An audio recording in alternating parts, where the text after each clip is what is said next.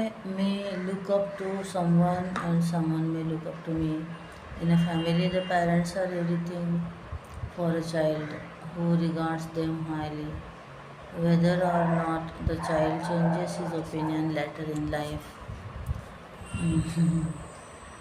the parents have a great responsibility to influence their child's life with righteousness and greatness. Therefore, each one of us has a great responsibility. If a child is well behaved, people immediately want to know who the parents are. They must have given him great sanskaras, noble tendencies.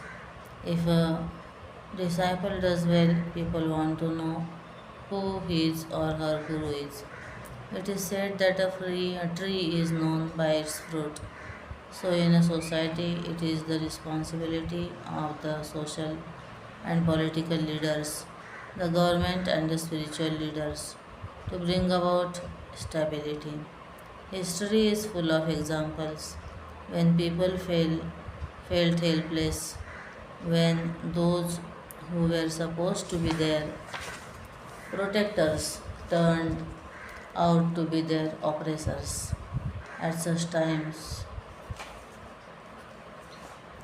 there were great devotees who reposed their faith and devotion in God.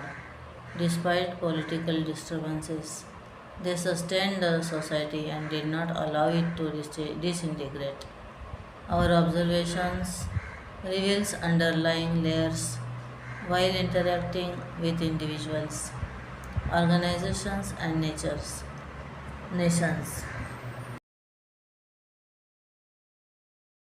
And wonderful. But after a few days, another layer begins to show. We begin to realize that there are undercurrents of strained relations, politics, and subtle power games. Despite all of this, there is something that continues to hold the family, organization, community, and the nation together. That is called dharma. Dharma means that which integrates.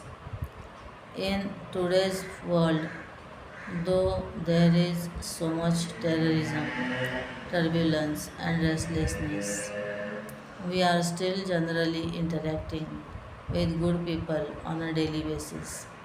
Still, there are more good people than bad.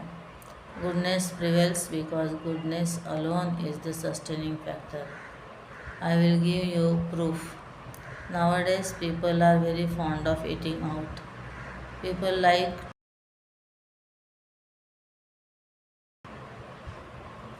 Mexican, Italian, Chinese, Thai, and Indian restaurants. Now tell me, do you go to the kitchen to see who is cooking and how they are cooking? Are you afraid of being poisoned? No, you just go and eat at those restaurants. Hairdressers and barbers have knives and scissors in their hands, but we willingly sit in their chairs and we are not afraid. While traveling by plane or train too, we need to have trust. Share markets are based on trust. Voting is based on trust. When we undergo surgery under general anesthesia, we don't know what will be done, but we trust the surgeon. The entire world is sustained on trust. Invisible and unseen, the force is there. The great sages and saints strengthen it. Great leaders imbibe it and become role models in the society.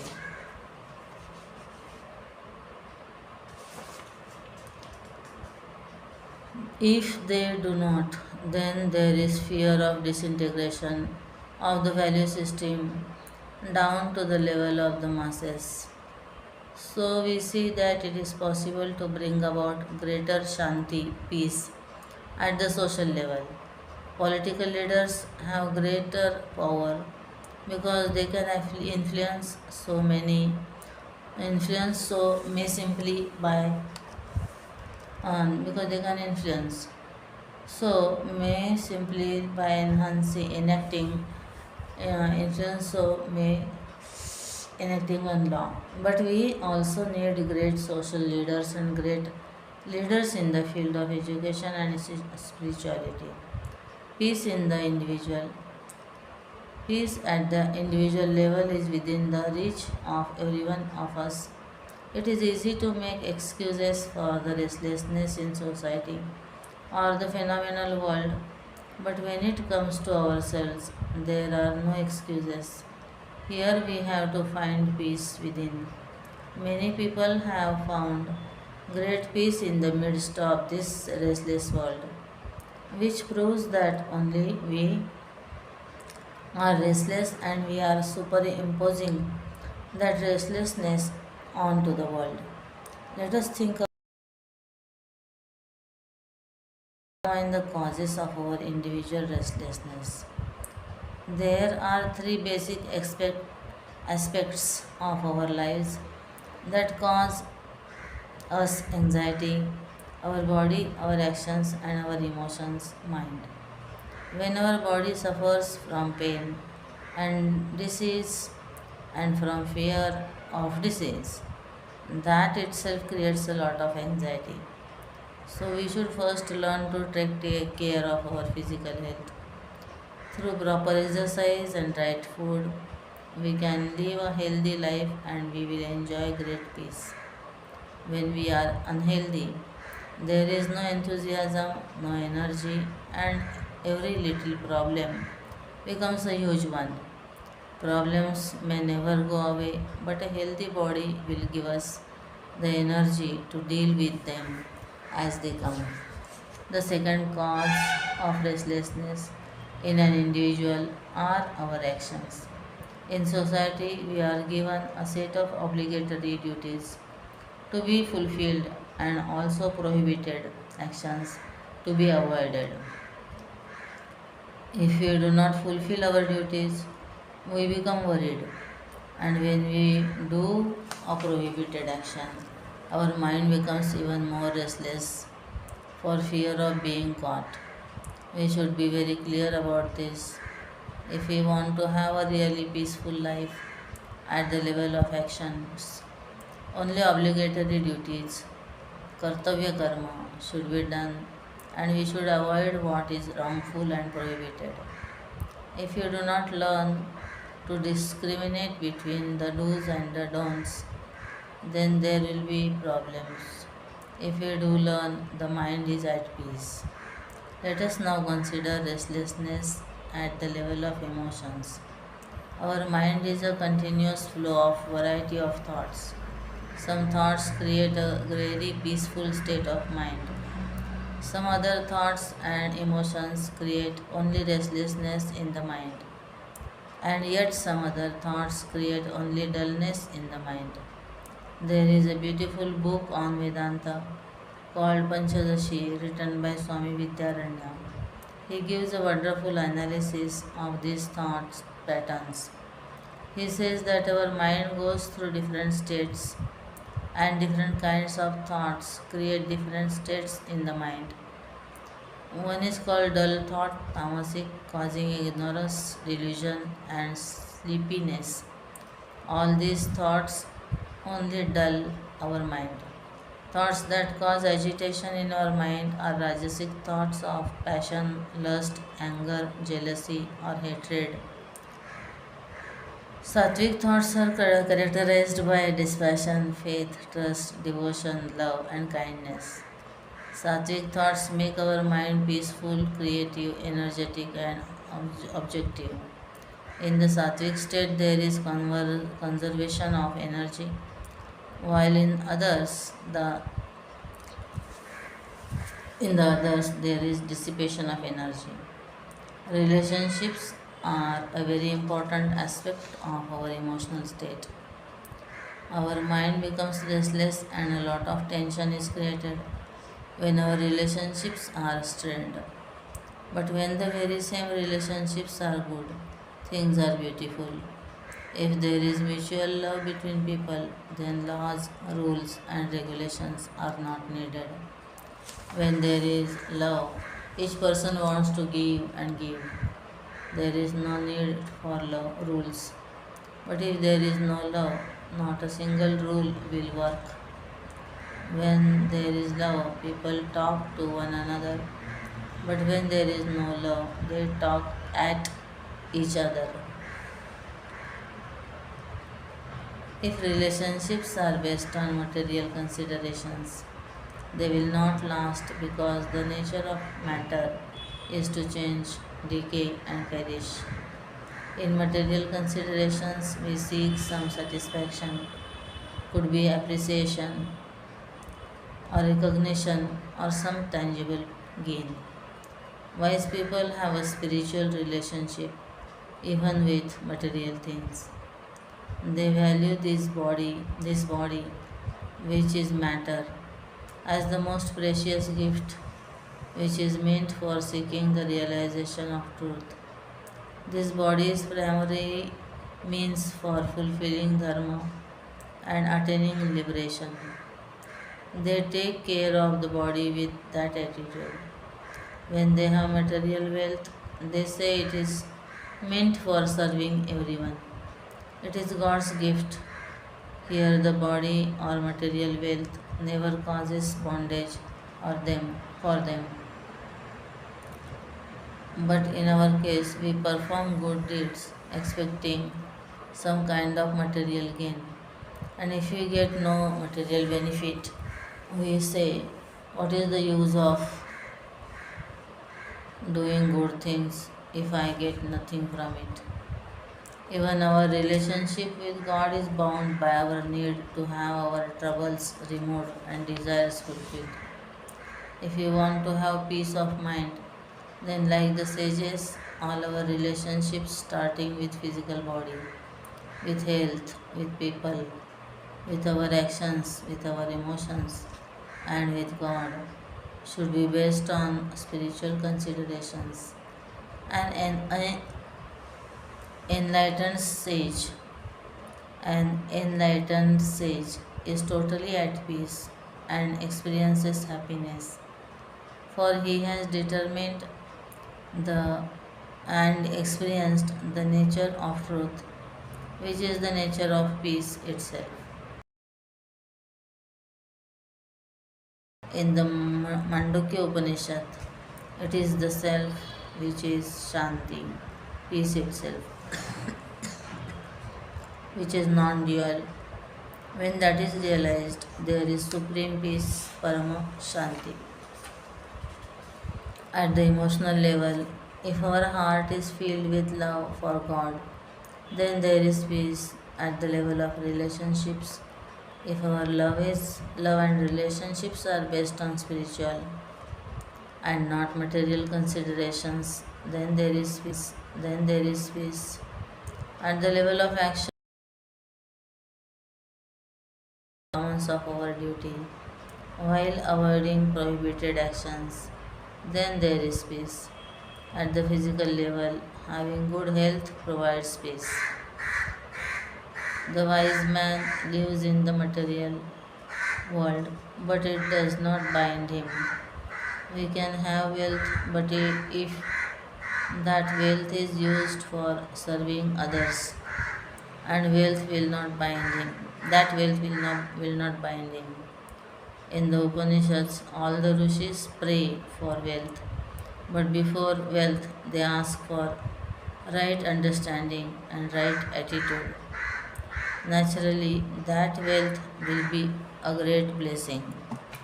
But if a right understanding is not there, that wealth becomes a curse. In Karma Yoga, the work we do must be in fulfillment of our obligatory duties.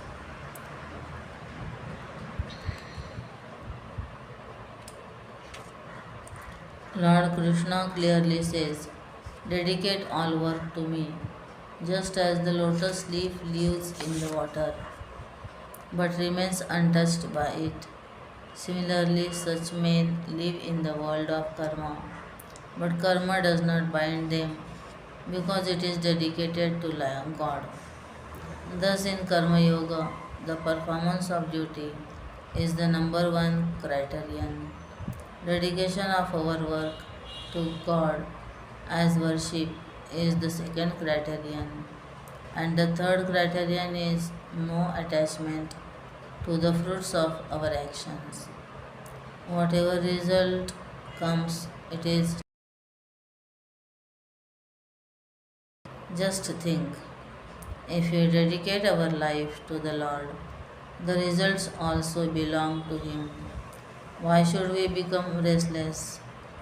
We become restless and anxious because we want something for ourselves. Lord Krishna in the Bhagavad Gita says that the moment you renounce attachment to the result of action, there will be Shanti, Shanti, Shanti. There is a great relationship between the heart and the stomach. When the heart is full, the stomach automatically gets full. When the person is restless, he eats too much junk food. But when his heart is filled with love of God and realization of truth, then he becomes like a vast, deep ocean. There is utter fullness. But the person who always wants something will always feel empty because the moment he gets the object of his longing, he wants something else. Now, in this restless, vast global world, is it possible to attain a dynamic peace? Yes, the solution is in our own hands, for we can all make an effort to become healthier, to remain steadfast in our duties, and have the right attitude of devotion. Why can't we feel a feeling of emptiness? It is totally in our control. It does not depend upon the phenomenal world or the social world. No one can stop us from realizing truth. If we are not getting up early, who is at fault? Who stops us from loving God and dedicating all actions to Him? No one. Therefore, we have no reason to complain. Bhikshu Gita says, the cause of my sorrow, agitation, and restlessness is none of these people, not the planets. It is only my own mind that has wrong emotions and wrong attitudes. And then we say that the world is restless. No, it is we who are troubled and restless. We will become dynamic people if we can find this peace of spiritual realization. We began this talk from a material standpoint and have arrived at the spiritual. This analysis is given so beautifully and clearly in our scriptures. I have given you their magic words. Who can stop us from living them? Just do it and experience the peace, Shanti. Shanti is Satyam, truth. But in our life, we are so caught up in our illusions that we experience Ashanti, Asatyam, falsehood. We create a disturbance and our mind projects the inner restlessness. The greatest service we can do in this world is to mind our own business and take care of our own mind. But we are poking our noses in everyone's affairs and want to improve everyone but ourselves. A change is required in all of us. With this vision of fullness, Sri Gurudev Swami Tejomayananda started this his magnificent work. Only if there is peace inside will it radiate outside.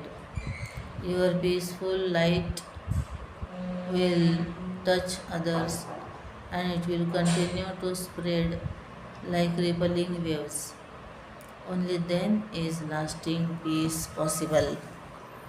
Hari Om.